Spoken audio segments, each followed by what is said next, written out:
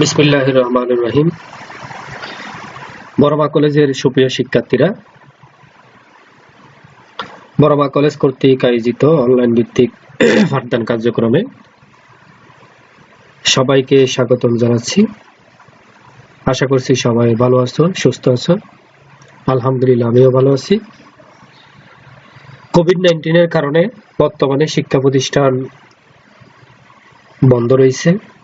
সরকারি সিদ্ধান্ত অনুযায়ী অনলাইন কার্যক্রমের অংশ হিসেবে আজকে ফিন্যান্স, ব্যাংকিং ও বিমা দ্বিতীয় পত্র থেকে তোমাদের অনলাইন ক্লাসটি শুরু করব। আজকের ক্লাসটির বিশেষত একাদশ শ্রেণী ব্যবসায় শিক্ষা শাখা এবং শিক্ষাবর্ষ 2020-21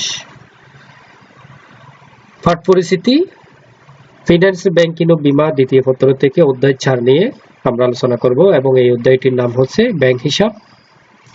এবং আজকের আলোচ্য বিষয়টি হচ্ছে ব্যাংক হিসাব খোলার ক্ষেত্রে বিবেচ্য বিষয়সমূহ এবং 2 নম্বরটা হচ্ছে ব্যাংক হিসাব খোলার পদ্ধতি।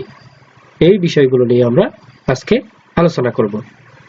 আশা করছি ক্লাসের শুরু থেকে শেষ পর্যন্ত ধৈর্য সহকারে ক্লাসটি শ্রবণ করবা এবং বোঝার চেষ্টা করবা।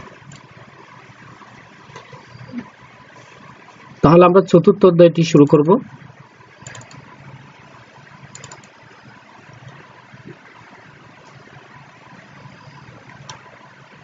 ইতিমধ্যে আমরা চতুর্থ অধ্যায় থেকে ব্যাংক হিসাব কাকে বলে, ব্যাংক হিসাবের প্রকারভেদ যেখানে ছিল চলতি হিসাব, সঞ্চয়ী হিসাব এবং স্থায়ী হিসাব, এই হিসাবের বৈশিষ্ট্য, পার্থক্য সবগুলো আমরা ধারাবাহিকভাবে আমরা পড়ে আসছি। সেই ধারাবাহিকতায় আমরা আজকে ব্যাংক হিসাব খোলার ক্ষেত্রে গ্রাহকের বিবেচ্য বিষয়সমূহ নিয়ে আলোচনা করব। আমাদের আশেপাশে অনেক ধরনের ব্যাংক রয়েছে, তাদের হিসাবের ধরন ও সেবার মধ্যেও রয়েছে অনেক বৈচিত্র্য। তাই সঠিক ব্যাংকে সঠিক হিসাবটি নির্বাচন করা গ্রাহকের জন্য একটি গুরুত্বপূর্ণ বিষয়। নিচে এই সম্পর্কে বিস্তারিত আলোচনা করা হলো। সঠিক ব্যাংক নির্বাচনের ক্ষেত্রে বিবেচ্য বিষয়সমূহ। তাহলে প্রথমে আছে ব্যাংকের অবস্থান। সঠিক ব্যাংক নির্বাচনের ক্ষেত্রে ব্যাংকের অবস্থান অত্যন্ত গুরুত্বপূর্ণ বিষয়। ব্যক্তিক হিসাব হলে নিজের বাসার কাছে, আর ব্যবসায়িক হিসাবের ক্ষেত্রে ব্যবসায়িক কেন্দ্রস্থল বা শিল্প এলাকায় অবস্থিত ব্যাংকের শাখায় হিসাব খোলা উচিত। তাহলে অবস্থানটা এমনভাবে আমাদেরকে সিলেকশন করতে হবে ব্যাংকটা, যেখানে আমার বাসা থেকে আমার যে ব্যাংকে আমরা হিসাব খুলবো ওটা যেন খুব কাছের থেকে আমরা যাওয়া আসা করতে পারি। এবং আর যদি ব্যবসায়িক কোনো প্রতিষ্ঠান হয়, সেক্ষেত্রে ব্যবসায়িক প্রতিষ্ঠানের আশেপাশে কোনো ব্যাংক থাকলে ওই ব্যাংকে আমরা হিসাব খুলতে পারি। 2 নম্বরটা হচ্ছে দক্ষ ব্যাংকিং। ব্যাংকের কর্মচারীদের দক্ষতার উপর ব্যাংকের সেবার মান নির্ভর করে। কর্মীরা দক্ষ হলে দ্রুত সেবা দিতে পারেন, ফলে গ্রাহকরা দ্রুত সেবা পেয়ে সন্তুষ্ট হয়। অর্থাৎ দক্ষ ব্যাংকিং ব্যবস্থা যদি যে ব্যাংকে থাকে, আমরা দেখে শুনে ওই ব্যাংকেই আমরা অ্যাকাউন্ট করব। কারণ দক্ষ মানব শক্তি, দক্ষ জনশক্তির মাধ্যমে সেবাটা অতি দ্রুত পাওয়া যায় এবং খুব সুন্দর সেবা পাওয়া যায়। সেবা গ্রাহকরা সবসময় বেশি সেবা দিতে পারেন এমন ব্যাংকই পছন্দ করে। তাই বহুমুখী সেবা দিতে পারে এমন ব্যাংক হিসাব খোলার জন্য বেশি উপযোগী। বৈদেশিক বিনিময়। ব্যবসায়ীদের জন্য এমন ব্যাংক নির্বাচন করা উচিত যাদের বৈদেশিক মুদ্রা বিনিময়ের অনুমতি আছে। এতে করে আমদানি রপ্তানি বাণিজ্য করা সহজ হবে। তারপরে সুনাম। হিসাব খোলার ক্ষেত্রে ব্যাংকের সুনাম অত্যন্ত গুরুত্বপূর্ণ। যে ব্যাংকের সুনাম বেশি সেটিকে অধিক নিরাপদ ও বিশ্বাসযোগ্য হিসেবে ধরে নেওয়া হয়। অনেক শাখা আছে এমন ব্যাংক নির্বাচন করা উচিত, কারণ যত বেশি শাখা থাকে তত সহজ ও ভালোভাবে এক স্থান থেকে অন্য স্থানে লেনদেন করা সম্ভব। কারণ যদি বেশি, যেমন আমরা জানি আমাদের দেশে বিভিন্ন ব্যাংকের এক একটা ব্যাংকের 200 শাখা, 250 শাখা, 300 শাখা পর্যন্ত এক একটা ব্যাংকের শাখা থাকতে পারে। তো বেশি শাখা থাকলে সুবিধা কি, দেশের প্রত্যন্ত অঞ্চলে পর্যন্ত ওই শাখা যদি ছড়িয়ে যায়, তাহলে আমরা যেখানেই আমরা দেশের যে প্রান্তে থাকি না কেন, আমরা ওই শাখার মাধ্যমে নির্দিষ্ট ব্যাংকে আমরা লেনদেন করতে সুবিধা হবে, সহজ হবে। তালিকাভুক্ত ব্যাংক অতালিকাভুক্ত ব্যাংক থেকে বেশি নিরাপদ, কারণ কেন্দ্রীয় ব্যাংক এইসব তালিকাভুক্ত ব্যাংকগুলোর তত্ত্বাবধান করে থাকে। আমরা জানি তালিকাভুক্ত ব্যাংক হলো কেন্দ্রীয় ব্যাংকের অধীনে যে লিস্টেড ব্যাংকগুলো আছে, এগুলাকে তালিকাভুক্ত ব্যাংক বলা হয়, এবং এগুলা রিস্কবিহীন, যেহেতু কেন্দ্রীয় ব্যাংকের আন্ডারে, সেজন্য জালিয়াতির আশঙ্কা থাকে না। ঋণ সুবিধা। ঋণদান নীতি নমনীয় হলে গ্রাহকরা সহজে ঋণ নিতে পারে, তাই ব্যাংক নির্বাচনের ক্ষেত্রে ব্যাংকটির ঋণদান নীতি সম্পর্কে ধারণা নেওয়া উচিত। সেবার উপর চার্জ। প্রতিটি ব্যাংক তাদের সেবার জন্য গ্রাহকদের কাছে অর্থ চার্জ করে। যে ব্যাংকের চার্জ অল্প, সে ব্যাংকে হিসাব খোলা উত্তম। আমরা জানি ব্যাংকের নির্দিষ্ট সময়ের জন্য নির্দিষ্ট পরিমাণ আমানতকারী অর্থের মাধ্যমে টাকা থেকে নির্দিষ্ট সময় নির্দিষ্ট পার্সেন্টেজে চার্জ কাটে। এটা হলো গ্রাহকের জন্য একটা খরচ। এই খরচটা যে ব্যাংকে কম হবে, সে ব্যাংকে হিসাব খোলা উত্তম। এরপর আছে সুদ। ব্যাংক আমানতকারী জমা করা অর্থের উপর সুদ দিয়ে থাকে। যে ব্যাংকে অধিক সুদ দেয়, সে ব্যাংক গ্রাহকের কাছে বেশি পছন্দনীয়। ইলেকট্রনিক ব্যাংকিং সেবা। বর্তমান যুগে ই-ব্যাংকিং ব্যাংক ব্যবস্থার একটি অপরিহার্য অঙ্গ। তাই যেসব ব্যাংক এই সুবিধা বেশি দিয়ে থাকে, গ্রাহকরা তাদেরকে বেশি মূল্যায়ন করে। তাহলে আমরা বুঝতে পারলাম, আমাদের কিছু ফ্যাক্টর বিবেচনা করেই ব্যাংক হিসাব খুলতে হবে। সেখানের মধ্যে ব্যাংকের অবস্থান মাথায় রাখতে হবে, দক্ষ ব্যাংকিং ব্যবস্থা, সেবা, বৈদেশিক বিনিময়, সুনাম, অধিক শাখা, তালিকাভুক্ত ব্যাংক, ঋণ সুবিধা, সেবার উপর চার্জ, সুদ, ইলেকট্রনিক ব্যাংকিং সুবিধা। এই 11টা সুবিধা যেখানে থাকে, ওই ধরনের ব্যাংকে আমরা হিসাব করতে পারি। এবার আমরা দেখব সঠিক ব্যাংক হিসাব নির্বাচনে বিবেচ্য বিষয়। আমরা এতক্ষণ দেখলাম কোন ব্যাংকে আমরা অ্যাকাউন্ট করব, এখন দেখব আমরা কোন হিসাব করব। অর্থাৎ আমরা জানি ব্যাংকে সাধারণত 3 ধরনের হিসাব খোলা হয়, চলতি, সঞ্চয়ী এবং স্থায়ী। তাহলে ওই 3 ধরনের অ্যাকাউন্ট থেকে আমাদের জন্য ইনকাম সোর্স, ব্যক্তি বা প্রতিষ্ঠান বেরি করে বিভিন্ন ধরনের মানুষের জন্য, বিভিন্ন ধরনের প্রতিষ্ঠানের জন্য ভিন্ন ভিন্ন হিসাব খোলা প্রয়োজন। সেজন্য আমরা কার জন্য কোন ব্যাংক হিসাব নির্বাচন করা জরুরি অথবা উচিত, সেটা আমরা দেখে নিব। লেনদেনের প্রকৃতি। একজন গ্রাহককে হিসাব খোলার সময় লেনদেনের প্রকৃতি বিবেচনায় এনে সঠিক হিসাবটি খুলতে হয়। গ্রাহকের প্রতিদিন টাকা জমা রাখা ও তোলার প্রয়োজন হলে তার জন্য চলতি হিসাব খোলাই উত্তম। আবার গ্রাহক যদি টাকা জমাতে চান, তাহলে তার জন্য সঞ্চয় হিসাব খোলা উত্তম।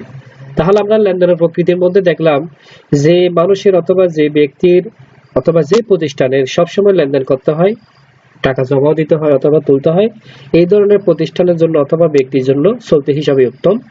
আর যেখানে মানুষ টাকা জমানোর ইচ্ছা পোষণ করবে শুধু সঞ্চয়ের উদ্দেশ্যে, তখন সেখানে আমরা সেভিং হিসাব খোলার জন্য অথবা সঞ্চয় হিসাব খোলার জন্য আমরা পরামর্শ দিতে পারি। 2 নম্বর, সুদ বা মুনাফা প্রাপ্তি। সুদ বা মুনাফা প্রাপ্তির বিষয়টিও সঠিক ব্যাংক হিসাব নির্বাচনের উপর নির্ভর করে। ব্যাংকে টাকা জমা রেখে বেশি সুদ বা মুনাফা পেতে চাইলে তাদের জন্য স্থায়ী হিসাব। কেউ যদি ভুল করে স্থায়ী হিসাবের পরিবর্তে চলতি বা সঞ্চয় হিসাব খুলে, তবে তিনি এই ধরনের সুদ বা মুনাফা থেকে বঞ্চিত হবেন। অর্থাৎ বেশি সুদের আশায়, অতিরিক্ত সুদের আশায় যারা করে, তারা স্থায়ী হিসাব খোলার জন্য প্রস্তুত নিতে পারে। অর্থাৎ স্থায়ী হিসাবের জন্য চলতি, সঞ্চয়ী এই 2 ধরনের হিসাব থেকে বেশি পার্সেন্টেজে সুদ প্রদান করা হয় বা মুনাফা প্রদান করা হয়।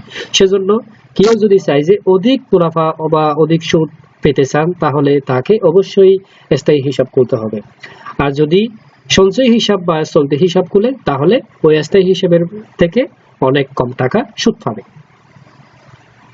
ঋণ সুবিধা: যদি কোনো ব্যক্তি বা প্রতিষ্ঠান ব্যাংক থেকে জমাতিরিক্ত ঋণ প্রত্যাশা করে, তাহলে তার জন্য চলতি হিসাব খোলা উত্তম। সঞ্চয় হিসাবের বিপরীতে ঋণ পাওয়া যায় না, কারণ ব্যাংক শুধু চলতি হিসাবের বিপরীতে জমাতিরিক্ত ঋণ মঞ্জুর করে। সেজন্য বলা হচ্ছে এখানে, যদি কোনো ব্যক্তি কোনো একটা ব্যাংকে চলতি হিসাবের মাধ্যমে লেনদেন শুরু করে এবং ওখানে যদি ঋণ নিতে চায়, জমাতিরিক্ত ঋণ নিতে চায়, তাহলে চলতি হিসাবে উত্তম, কারণ চলতি হিসাবের বিপরীতে জমাতিরিক্ত লোন নেওয়ার সুযোগ আছে, কিন্তু সঞ্চয় হিসাবে এই সুযোগটা নাই।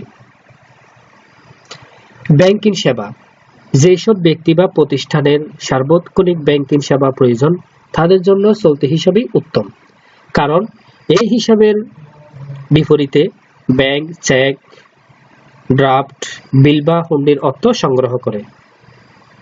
আবার গ্রাহকের পক্ষে বিভিন্ন বিল পরিশোধ, অর্থ আদায়, পত্রপত্র ইস্যু ইত্যাদি সেবা দিয়ে থাকে। অন্য কোনো হিসাব থেকে এই ধরনের সুবিধা পাওয়া যায় না। তাহলে চলতি হিসাবের মধ্যে বিভিন্ন ব্যাংকিং সুবিধা, বিভিন্ন ব্যাংকিং লেনদেন করার সুবিধা আছে বলে এই ধরনের প্রতিষ্ঠানকে চলতি হিসাবেই খোলা উত্তম। নিরাপদ সংরক্ষণ: যারা জমাকৃত অর্থের বেশি নিরাপত্তার প্রত্যাশা করে, তাদের জন্য স্থায়ী হিসাব উত্তম, কারণ স্থায়ী হিসাব একটা নির্দিষ্ট মেয়াদের জন্য করা হয় এবং এখানে কোনো চেক বই প্রদান করা হয় না, একটা স্লিপ প্রদান করা হয়। মেয়াদ শেষে ওই স্লিপটা দেখিয়ে টাকা উত্তোলনের সুযোগ থাকে। চলতি বা সঞ্চয় হিসাবে অর্থ জমা রাখলে চেক কেটে সহজেই তা উত্তোলন করা যায়, তাই অনেকের পক্ষে উক্ত হিসাবে অর্থের যথাযথ সংরক্ষণ সম্ভব হয় না। অনেক সময় বাড়তি খরচ বা ধার দেওয়ার ফলে অর্থ নষ্ট হওয়ার সম্ভাবনা থাকে। অন্যদিকে যারা নিয়মিত লেনদেন অভ্যস্ত, তাদের জন্য সঞ্চয় বা চলতি হিসাব খোলা উত্তম হবে। সুতরাং ব্যাংক হিসাব খোলার মূল উদ্দেশ্য হলো ব্যাংকিং সেবা পাওয়া, কিন্তু ব্যাংক হিসাব নির্বাচনে ভুল হলে ব্যাংকিং সেবার বদলে বিড়ম্বনা পোহাতে হবে। তাই একজন গ্রাহকের জন্য সঠিক ব্যাংক হিসাব নির্বাচন করা অত্যন্ত গুরুত্বপূর্ণ।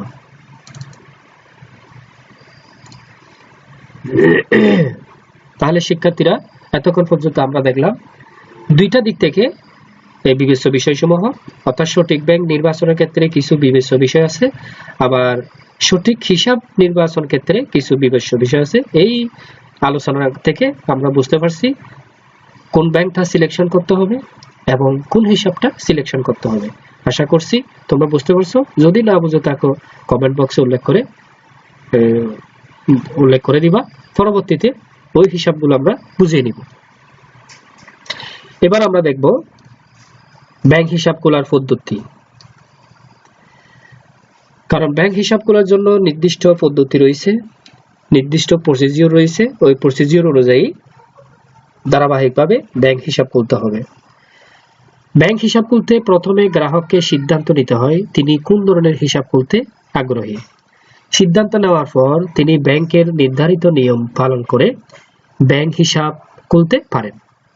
ব্যাংক তার গ্রাহককে নিচের 3 ধরনের হিসাব খোলার সুযোগ দেয়, যেমন চলতি হিসাব, যেটাকে কারেন্ট অ্যাকাউন্ট বলা হয়। 2 নম্বরটা সঞ্চয় হিসাব, সেভিংস অ্যাকাউন্ট। স্থায়ী হিসাব, ফিক্সড অ্যাকাউন্ট বলা হয়। হিসাবের ধরন অনুযায়ী হিসাব খোলার নিয়মও ভিন্ন হয়। নিচে ব্যাংক হিসাব খোলার পদ্ধতি বর্ণনা করা হলো। প্রথমে আমরা দেখব চলতি ও সঞ্চয়ী হিসাব খোলার ক্ষেত্রে পদ্ধতি। আবেদনপত্র সংগ্রহ। হিসাব খুলতে আগ্রহী ব্যক্তিকে প্রথমে ব্যাংক থেকে হিসাব খোলার জন্য আবেদন ফরম সংগ্রহ করতে হয়। আমানতকারী নিজে বা অন্য কোনো ব্যক্তির মাধ্যমে ফরম সংগ্রহ করতে পারেন। তাহলে প্রথমে ফরম সংগ্রহ করবে, যেটাকে আবেদনপত্র ফরম সংগ্রহ বলা হয়। এরপরে আবেদনপত্র পূরণ। আবেদন ফরম উল্লিখিত বিভিন্ন বিষয়, যেমন নাম, পিতার নাম, মাতার নাম, স্থায়ী ঠিকানা, বর্তমান ঠিকানা, বয়স, পেশা ইত্যাদি সঠিকভাবে পূরণ করতে হয়। এরপরে কেওয়াইসি ফরম পূরণ। এটা কিন্তু ফরমের মধ্যে থাকে। কেওয়াইসি এর পূর্ণরূপ হচ্ছে নো ইউর কাস্টমার, অর্থাৎ গ্রাহককে চেনো অথবা জানো। এই ফরমের মাধ্যমে ব্যাংক ব্যক্তি বা প্রতিষ্ঠানের যাবতীয় তথ্য সংগ্রহ করে। এই ফরমে গ্রাহকের সর্বোচ্চ লেনদেনের পরিমাণ, মাসিক লেনদেনের সংখ্যা প্রভৃতি উল্লেখ থাকে। পরিচয়কারী স্বাক্ষর। এই পর্যায়ে ওই ব্যাংকে হিসাব রয়েছে এমন একজন ব্যক্তিকে আবেদন ফরমের নির্দিষ্ট অংশে আবেদনকারীর পরিচিতির সুপারিশ করতে হয়। ভবিষ্যতে কোনো জালিয়াতি বা অনাকাঙ্ক্ষিত কোনো ঘটনা ঘটলে তা শনাক্ত করার জন্য পরিচয়কারীর প্রয়োজন হয়। অনেক সময় আলাদা একটি বিশেষ ফরম পরিচয়ের জন্য দেওয়া হয়। সেখানে পরিচয়কারীর নাম, ঠিকানা, হিসাব নম্বর, পেশা ইত্যাদি উল্লেখ করা থাকে এবং স্বাক্ষর দেওয়া হয়। অর্থাৎ পরিচয়কারী স্বাক্ষর হচ্ছে যে ব্যাংকে কোনো ব্যক্তি যদি হিসাব খোলার জন্য ইচ্ছা পোষণ করে, সেভিং অ্যাকাউন্ট হোক অথবা চলতি হিসাব হোক, তাহলে তাকে এমন একজন পরিচয়কারী স্বাক্ষর প্রদান করতে হবে। ওই ব্যাংকে অ্যাকাউন্ট আছে এই ধরনের কোনো ব্যক্তির অ্যাকাউন্ট নাম্বার এবং সিগনেচারটা এখানে শো করতে হবে। এরপরে দলিলপত্র সংগ্রহ। আবেদনকারী একক ব্যক্তি হলে আবেদনপত্রের সাথে সদ্য তোলা এক বা একাধিক কপি, পাসপোর্ট সাইজের ছবি, জাতীয় পরিচয়পত্রের ফটোকপি ও ব্যাংকের প্রয়োজন মাফিক অন্যান্য দলিলপত্র আবেদনপত্রের সাথে সংযুক্ত করতে হয়। প্রতিষ্ঠান হলে সেটির ধরন অনুযায়ী দলিলপত্র ভিন্ন হয়ে থাকে। যেমন এক মালিকানা ব্যবসায় হলে ট্রেড লাইসেন্স, অংশীদারি ব্যবসার ক্ষেত্রে ট্রেড লাইসেন্স ও চুক্তির কপি, কোম্পানি হলে ট্রেড লাইসেন্স, স্মারকলিপি, নিবন্ধনপত্র এবং সমবায়ের ক্ষেত্রে ট্রেড লাইসেন্স, সমবায় উপবিধি ইত্যাদি দলিলাদি আবেদনপত্রের সাথে যুক্ত করতে হয়। এরপরে আবেদনপত্র জমাদান। এই পর্যায়ে পূরণ করা আবেদনের সাথে দায়িত্বপ্রাপ্ত কর্মকর্তা দলিলাদি সংযুক্ত করে ব্যাংকের ব্যবস্থাপক বা এই কাজে দায়িত্বপ্রাপ্ত ব্যক্তির কাছে জমা দিতে হয়। এই আবেদনপত্রে দায়িত্বপ্রাপ্ত কর্মকর্তা একটি হিসাব নম্বর বরাদ্দ করেন এবং আবেদনকারীকে একটি নমুনা স্বাক্ষর কার্ড দেন। নমুনা স্বাক্ষর কার্ড মানে যে স্বাক্ষর দিয়ে সে টাকা উত্তোলন করবে এবং জমা দিবে সেটাকে নমুনা স্বাক্ষর কার্ড বলা হয়। ওখানে ওই কার্ডে নমুনা স্বাক্ষর সে প্রদান করবে, সিগনেচার প্রদান করবে, এই কার্ডকে নমুনা স্বাক্ষর কার্ড বলা হয়। নমুনা স্বাক্ষর কার্ড পূরণ। ব্যাংক কর্মকর্তা নমুনা স্বাক্ষর কার্ডে আমানতকারীর 3টি স্বাক্ষর নিয়ে কার্ডটি সংরক্ষণ করেন। চেকের মাধ্যমে অর্থ উত্তোলনের সময় ব্যাংক কর্মকর্তা চেকে করা স্বাক্ষর এবং কার্ডে সংরক্ষিত স্বাক্ষর মিলিয়ে দেখেন। উভয় স্বাক্ষর মিলে গেলে ব্যাংক কর্মকর্তা টাকা পরিশোধ করেন। আর যদি স্বাক্ষর অমিল দেখা যায় তাহলে ব্যাংক চেক অমর্যাদা করে ফেরত পাঠায়। অনেক সময় ব্যাংক আবেদন ফরমের সাথেও নমুনা স্বাক্ষর কার্ড সরবরাহ করে। সেক্ষেত্রে আবেদনপত্রের সাথেই তা পূরণ করে জমা দিতে হয়। নিরক্ষর ব্যক্তির ক্ষেত্রে স্বাক্ষরের পরিবর্তে টিপসই ব্যবহার করা হয়। এই ক্ষেত্রে ব্যাংক ম্যানেজারের সামনে নিরক্ষর ব্যক্তিকে আবেদনপত্রে বাম হাতের বৃদ্ধাঙ্গুলির ছাপ বা টিপসই নিতে হয়। প্রাথমিক জমা, টাকা জমা। নমুনা স্বাক্ষর নেওয়ার পর ব্যাংক হিসাবের ধরন অনুযায়ী আমানতকারীকে ন্যূনতম অর্থ এই হিসাবে জমা দেওয়ার অনুরোধ করে। আমানতকারী টাকা জমা দেওয়ার রসিদ সংগ্রহ করে এবং তার জন্য বরাদ্দ করা নম্বরে প্রাথমিক আমানতের অর্থ জমা দেন। ব্যাংক এবং হিসাবের ধরন অনুযায়ী এই প্রাথমিক জমার পরিমাণ ভিন্ন হতে পারে। সবচেয়ে কম পরিমাণ অর্থ দিয়ে সঞ্চয় হিসাব খোলা হয়। চলতি হিসাবে কমপক্ষে 5,000 টাকা এবং সঞ্চয় হিসাবে কমপক্ষে 1,000 টাকা প্রাথমিকভাবে জমা দিতে হয়। রসিদ বই সংগ্রহ। এই পর্যায়ে ব্যাংক আমানতকারীকে টাকা জমা দেওয়ার রসিদ বই সরবরাহ করে। এটি ব্যবহার করে আমানতকারী পরবর্তীতে তার হিসাব টাকা জমা দিতে হয়। চেক বই গ্রহণ। আমানতকারী প্রয়োজনের সময় যেন ব্যাংকে জমা করা টাকা উঠাতে পারেন সেজন্য ব্যাংক চেক বই সরবরাহ করে। নিরক্ষর ব্যক্তিকে ব্যাংক কোনো চেক বই সরবরাহ করে না। তাহলে আমরা দেখলাম চলতি এবং সঞ্চয় হিসাবের জন্য আমরা প্রথমে কতগুলো স্টেপ ফলো করব হিসাব খোলার জন্য। সেখান থেকে আমরা আবার বলছি আবেদনপত্র সংগ্রহ করতে হবে এবং এটা পূরণ করতে হবে। নো ইওর কাস্টমার অর্থাৎ কেওয়াইসি ফর্ম পূরণ করতে হবে।